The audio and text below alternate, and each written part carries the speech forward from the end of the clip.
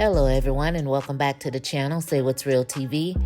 This review is for Tyler Perry's Sistas, Season 6, Episode 8, Uneven Playing Field.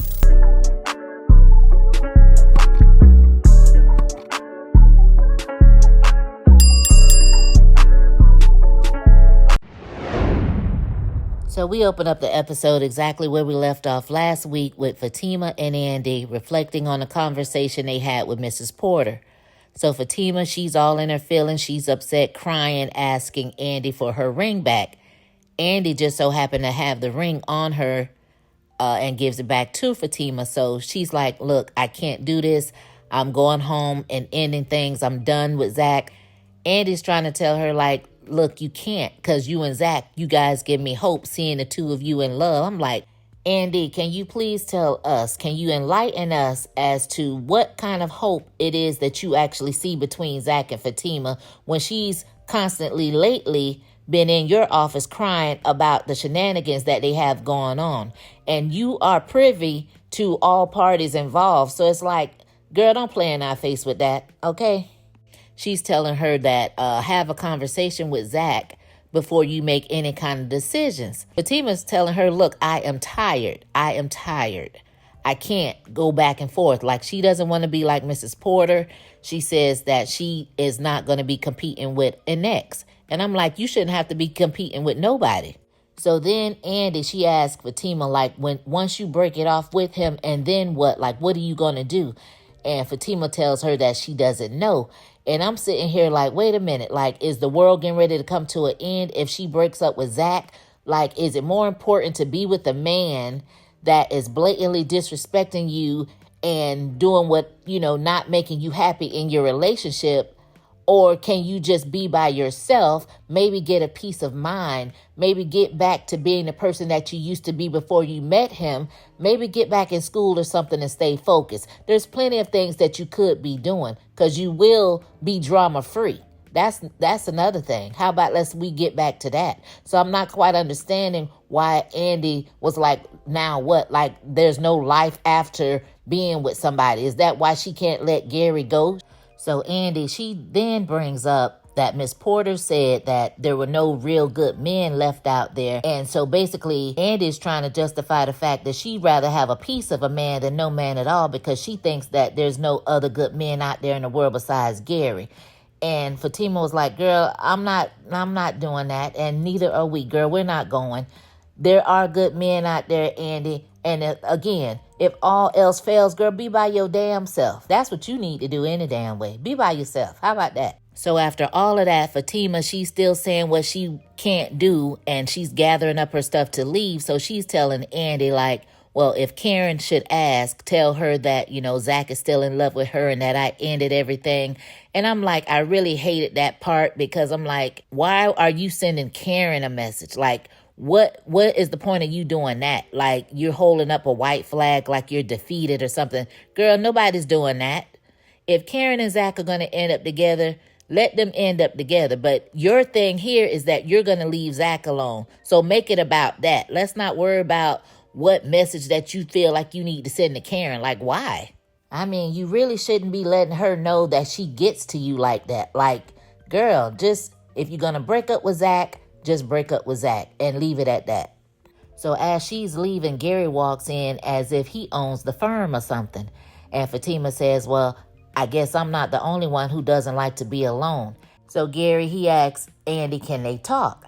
Basically, what Gary was trying to do is see if Andy felt the exact same way she did when she was drunk and high, now that she's at work and sober. So she confirmed that she was being honest with him with the things that she said. So his feelings got hurt once again. So then he decided he was going to pull a you on you and then tell her head game weak as hell. So she gets in her feelings a little bit because Andy's ego is just as big as Gary's ego.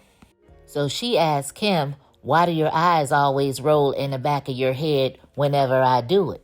He said, oh, it's out of frustration. And so, you could tell she done got a little attitude. And he was like, well, we having an honest conversation, right? Everybody being honest. So he tells her, look, I'll be to your house tonight at 8. And she's like, for what? And he tells her, so we cannot have sex. So they play this little game, and he's telling her what time that he'll be over there. And she's making these excuses like, I'm not going to be there. I got meetings. Even if I am there, you can't get in. Like all this childish crap, right? So Gary basically told her, look, I know this back and forth turning you on. And he didn't give a damn what she was over there talking about. He was going to be to her house at whatever time. So Andy, after all of that rigmarole, she bows down and tells Gary she'll be home at 9:30. I'm like, girl. So we go over there to Hayden's office where he's helping Tamara come from up under the desk. And he's saying like, damn. And she was like, I just want to make you happy. And he's saying, look, Tamara, we need to have a talk. And I guess she's trying to deflect in a way. She's like, I just want to think about being your wife, going home cooking, and making up the bed so that we can finish what we started. Hayden, he's still sticking to what he's trying to say and said, I think we really need to have a conversation. Before they can really get into any of that, here comes Gary barging in once again as if he owns the building. So Tamara, she introduced herself and she asked Gary like, and you are? And he had like he was shocked and appalled that she didn't know who the hell he was. Like, Gary, don't nobody know you. So anyway, Hayden quickly dismissed Tamara like, oh, she was just leaving. I'm like, damn. So Gary asks Hayden, did he go and get the annulment? And I'm like, Gary, you just left his office not too long ago. So when did you expect him to go do that? So he told him he might want to look at the folder that he brought and then turned around and say that Tamara's record was clean. So why does he need to look at the folder if it's so squeaky clean? He says that she got into a little trouble back in high school, but that was about it. So Gary then he starts pressing the issue about the whole annulment thing. So the two of them, they go with their usual banter back and forth. And, of course, he could not leave without mentioning Robin's name and then told Hayden, make sure you go take a shower and wash your hands. So I guess he really thought that Hayden was down there giving himself a hand job and he didn't see Tamara under the desk. So we head over there to this little spot where we learned that it's where Zach and Karen actually had their second date at. So they're reminiscing on this particular date, going over the chain of events. And Karen is saying how nice it was. And that is when she realized she would be with Zach forever. So Zach tells her it's crazy how life kind of puts you where you're supposed to be. And Karen was like, well, what do you mean by that? He said, well, look at us. We're here, but I'm with Fatima and you're with Aaron. Karen quickly dismisses that and says she's not with Aaron. And Zach had to let her know, but I'm with Fatima though. Karen was like, well, are you? He was like, look, I can't be any more clearer than that. So then Karen, she brings up how Zach was acting at the salon and how he left Fatima standing there like he didn't care about her, all up on her and her face basically. And Zach is like, he apologized for that. He says he's sorry. He's never lost anyone before that he cared about like that. So he didn't really know how he needed to be acting. So he just wanted to apologize. And once again, had to let her know he is with Fatima. And she asked him, was he sure? Was he sure? And he said he was positive. So then she gets this little bright idea that she's going to beg for the D. So she goes into how much she misses him, how she wants him to come make love to her. She wants him on top of her. She wants him inside of her and only him. I'm like, Karen, girl, this is not a good look. This is not a good look, girl. So Zach's response to her begging for the D was, I'm with Fatima. So when that didn't work, she's like, well, do you love Fatima the way you love me? Zach tries to tell her, look, it's different. He says, our love is different. And no, I don't love her like I love you. And I guess she felt like that meant something. And he was like, well, it's impossible because the two of you are two different people. He said the same way that you don't love Aaron the way you love me. Karen is like, well, I don't love him nowhere near the way I love you. So Karen, she wants to keep playing this little love game. So now she's asking, do you love her as much as you love me? And he looks at her like it's different, but it's a whole lot of love. And Karen is like, well, I guess I'm just sitting here making a fool out of myself. And I'm like, yes, girl, you are. Once again, yes, you are. So Karen, she brings up the salon again and tells Zach that his actions at the salon proved to her that's where his heart was. So he had to tell her that he didn't mean that react like that. It just happened that way. He apologized several times and he told her, look, he's glad that the two of them had this talk. He's glad that she's alive. He's glad she's healthy. He told her that he will help her get on her feet. He once again had to say he's with Fatima. The two of them are going to get married and they're going to have a family. So when he says that, she says, oh, so you're going to just act like me and this baby don't exist. Zach looks at her with a straight face and says, I don't even know if that baby is mine. I'm like, ooh. So Karen, she then grabs her purse and she's like, well, I'm going to go home, but I want you to come over there. Zach is telling her, look, no, I'm not coming over there. She was like, well, I'll leave the door unlocked. And he says, no, you don't have to do all of that. She says, yes, I do, because you don't have your key no more. And he keeps telling her, no, I'm not going to do that. And he says, you're going to leave your door open for the wrong person. She said, no, I'm not, because I know you'll be there. I'll see you soon. And she walks off. I kind of feel like Karen might need to start seeking some type of therapy. And I've been saying that for a while. And it goes all the way back to the whole Fawn situation for me. And it's just like trauma after trauma. You're dealing with Fawn. You're dealing with Fawn's brother. What you had to do to defend yourself with him. You have a salon that meant the world to you. That was everything to you. You have lost that. It's gone.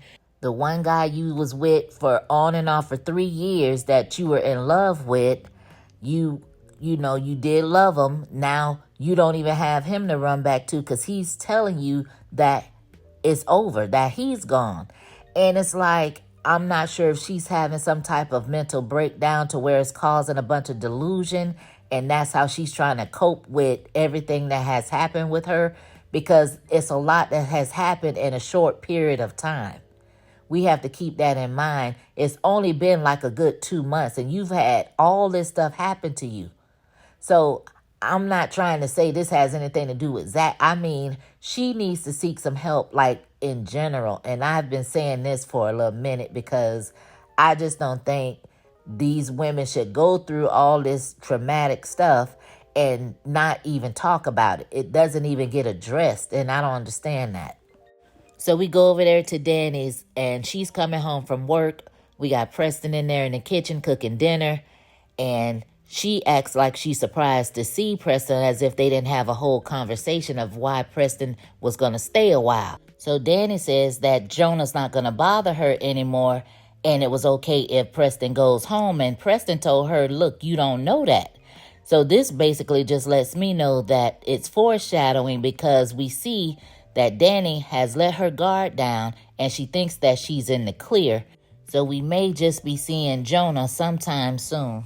So I guess after the little great night they had the night before, Danny went to work and couldn't stop thinking about Preston, because she tells Preston she's ready to make this thing official. She wants to go ahead and give them a try. Preston over there shocked. He can't believe it. He's happy about it. He was like, he's ready. It sounds like a great idea for him. The two of them seemed like they were happy about the decision of her at least willing to try. And, Preston said, well, forget the dinner he's trying to cook. He's going to go ahead and take her out on a date to a nice restaurant. She was so ecstatic, like they've never been out to eat or anything else. And she wanted to make sure he wasn't taking her to some place that got bibs and plastic forks and all of this and that, because she going to put on her Sunday's best. So, he joked back with her. But she did tell him, look, only one condition. I don't want to hear Mindy's name anymore. Preston said, Mindy who? So we go over there to Maurice and Calvin's place, where Sabrina comes over there to tell them that she went to go and talk to Q. And basically told them that that was a waste of her time. And Maurice was like, girl, I could have told you that. Like, he's evil. So Maurice was Mauricing and basically saying how he has something for him and he'll see them on the other side. And child, he ended up leaving, talk about he going to get his edges done at the salon or something. So Sabrina, she gets a phone call from Andy asking her to meet her at Karen's house and wants her to call Danny to get over there. but not giving up any kind of information. So Sabrina, she then calls Danny, and Danny is like, well, what's going on? Is she all right? Is it more drama? Is she going to tell us who the baby daddy is? Like, what's up? Like, I'm getting ready to go out. And she was like, well, I'll just meet you over there. Now, truth be told, if I was Danny, I would not be going to Karen's house because I do have a date with my man. So unless you tell me something is truly wrong with Karen and she needs my help or assistance, I'm not going.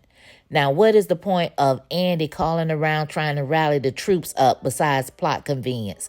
Because it makes absolutely no sense. Is she trying not to go home to avoid Gary from coming over there? Because other than that, we didn't see a conversation between her or anybody else that she needed to call around to get over to Karen's house quick and in a hurry. So what's up with that? So when Sabrina hangs up the phone, she tells Calvin she's going to head on out. And Calvin gets in his feelings talking about, oh, I thought we were going to hang out. And Sabrina's like, look, I got a lot going on. And he says, oh, you just going to hang out with him, talking about bio. And I'm like, we've gone through like 7 episodes and we have not had to really deal with this kind of interaction between Sabrina and Calvin. And I didn't miss it at all. And the minute it came up, I'm like, here we go again. So, child, she just told him she was stressing out, and then he tried to apologize or whatever, and she just left him standing there. She had to go see what was going on with Karen. But I'm like, please don't start this again. We were doing so good. So we see Maurice, and he's over there harassing Q wherever. I guess Q was leaving work, so he's saying all kind of stuff to him, and he realizes he got a new little chick driving him around. So he was like, well, who is this? So he's telling the girl she need to run for the hills, that Q basically ain't no good. He full of pus. He got syphilis. And you could tell he probably improv that, because the look on Q's face when he said it, like he was shocked. Like he could not believe he had just said that. So he telling the girl, like, don't listen to him. Don't believe him. Like, I don't know him. So he told the girl to pull off, and Maurice hanging all on the side of the car, squatting, doing some little dance. I'm like, Maurice is so silly. So we get over there to Zach and Fatima's, and he comes in. Fatima, she's sitting on the couch. He goes to try to kiss her, and she turns her head away. So he asks her, like, why are you sitting on the couch like this? She says, we need to talk. So she gets to explaining to him how he made her feel with the whole salon thing. So he tells her he's never lost anyone like that before. So, he does tell her that he does love Karen, but he's not in love with her. So they go through all of that, and he asked her, well, is that why your ring is not on? She was like, goddamn right. So he said, let me guess, you got your bags packed, ready to go? She said, yep, they're already in the car. I'm like, girl, I would have already been gone. I don't even know why you was sitting on the sofa. But anyway, so then Fatima, she wanted to know where he been at. He tells her he was talking to Karen. She wanted to know what they was talking about. She wants details. So then he tells her, he comes clean and says that Karen, made advances of him. She wanted to sleep with him, and that she was going to leave her door open. And Fatima was like, you mean she was that bold to say all of that? And he was like, yeah. So they get through that part, and he tells Fatima she needs to give him grace. He just wants her to give him some grace on this, and to basically just trust him. He's not going to sleep with anybody else. He doesn't want anybody else. He's madly in love with her. She's his one and only. And he told her he wants the grace because she was upstairs in the tub looking the same way when it came to Ian. And Fatima actually agreed with him. But my thing is that she felt some kind of way with the whole Ian situation, but she didn't go over and beyond the way you did with Karen. So there is a difference, sir. But whatever. She told him that it was humiliating, and he was like, oh, so is that what this is all about? You felt humiliated? Or do you really think that I still love Karen?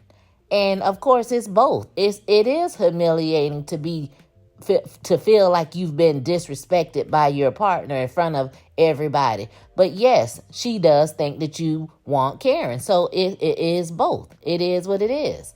So, he had to reassure her with that. So, she ends up putting a ring back on, but then had the nerve to try to give it to Zach for him to put it on her finger. Zach was like, no, ma'am. You took it off. It's your choice to put it back on. So she slid it back on, knowing she wasn't going nowhere in the first place. Took us through all that sniffing and snotting with Andy. Oh, I'm done. I'm like, Fatima, you be talking about it, but you don't be about it, girl. So them two, they end up making up for now. So, child, we go over there to Karen's house. She's sitting on the sofa with her little lingerie on, and Andy just busts through the door, right? So she was like, excuse me, you could have called. Andy say, do I ever? And she was like, look, I could have been busy. Andy bust out laughing, talking some, girl, you kidding, right? So Karen is telling Andy like, oh, she told you about me and Zach, right? So then she tells Andy that she invited Zach over for sex and he'll be over there. And Andy is like, why? Like, you were so clear. And then Karen brings up Gary. And she was like, no, don't do that. So that's when Annie and Sabrina walking in, and Karen is like, what the hell? Like, I know Fatima must have told you. I know you guys know. And they looking like, well, what are you talking about? But Danny, she playing along with it. But she was like, yep, we sure do. We know who the baby daddy is. Sabrina and Danny, they both say a name. One say Aaron, the other one say Zach. And Karen sitting up there smirking like, oh, really? So she asked Danny, she said, Danny, why you all dressed up? She said, because I got a date with Preston. She said, oh, that's new.